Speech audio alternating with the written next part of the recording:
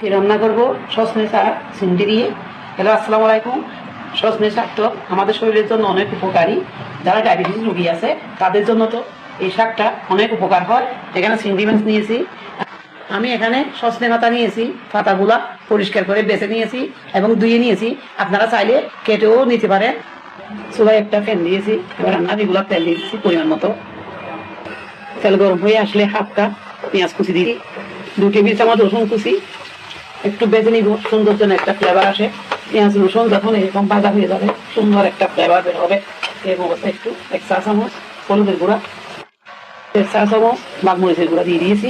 এবার একটু পানি দিয়ে কষিয়ে দিব, এই পরিমাণ মতো লবণ, জালটা আপনাদের পছন্দ মতো দিবেন। এবার দিয়ে দিচ্ছি চিংড়িগুলা, ভেজে নিব। তেল যখন এরকম করে বেশি উঠবে, সজনে পাতাগুলো আমি দিয়ে দিচ্ছি।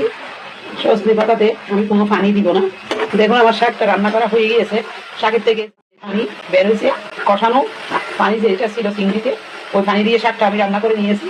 আপনারা চাইলে একটু পানিও দিতে পারেন। আমি এরকম অবস্থায় নামিয়ে নিব, এসেই বেশি সিদ্ধ করবো না। একটা সার্ভিং ডিশে আমি গরম গরম নিয়ে দিচ্ছি।